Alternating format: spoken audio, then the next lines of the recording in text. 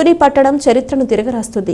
పారిశ్రామికంగా గట్టి పునాదులు పరుస్తున్న ఎమ్మెల్యే యనమల దివ్య, పారిశ్రామిక వాడ అవసరమయ్యే మౌలిక వసతులు కల్పిస్తున్న ఎమ్మెల్యే యనమల దివ్య కృషితో పట్టణ సుందరీకరణకు వేగవంతం అవుతుంది. దండిగా నిధులు కురిపిస్తుండటంతో దివ్యపై ప్రజాభిమానం వెల్లువెత్తుతున్నాయి. ప్రజా అవసరాలకు అనుగుణంగా అభివృద్ధి పనులు చేపడతామని మాజీ చైర్మన్ ఇనుగంటి సత్యనారాయణ అన్నారు. నిరుద్యోగులకు ఉపయోగపడే విధంగా ఈ కార్యక్రమం ఉంటుందని కూడా మీ అందరికీ తెలియజేస్తున్నాం. ఎందుకంటే ఎయిర్షిప్ వల్ల కొన్ని ప్రత్యేక విమానాలు ఏంటంటే సొంత ఫ్లైట్లు దిగడం వల్ల పారిశ్రామికవేత్తలు దిగినప్పుడు అదేవిధంగా ఇక్కడికి ఉన్నటువంటి కంపెనీలకి ఏ విధమైన రవాణా సౌకర్యానికి దించుకోవడానికి కూడా లేబర్కి కూడా ఎంతో ఉపయోగపడుతుంది. రాబోయే రోజుల్లో మనకి నిరుద్యోగ అభివృద్ధికి ఎక్కువ అభివృద్ధి చెందుతుందని ఈ సందర్భంగా తెలియజేస్తున్నాం.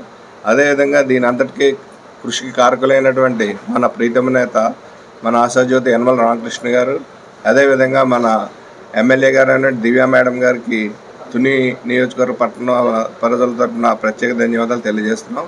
అదేవిధంగా గోదావరి మన తుని టౌన్కి ఇవ్వాల్సిన 3 కోట్లలో మొన్న 1.5 కోట్ల మన మినిస్టర్ గారు యనమల రామకృష్ణ గారు చొరవ వల్ల దాన్ని 1,50,000 రిలీజ్ చేయడం జరిగింది. అందులో భాగంగా 70 లక్షలు బర్రెల్ గ్రౌండ్కి, 80 లక్షలు కొత్త ఉప్పరగూడెంకి సీసీ రోడ్ల నిమిత్తం కూడా కేటాయించడం జరిగింది.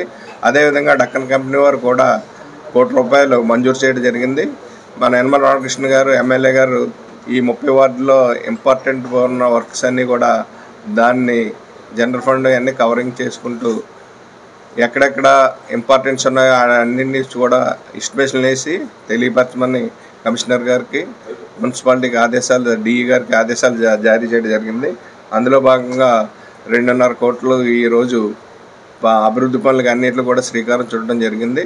అదేవిధంగా గతంలో చేసిన టెండర్స్ కూడా కొన్ని ఉన్నాయి. అవి కూడా వర్క్లు మొదలెట్టమని కాంట్రాక్టులు వెనక్కి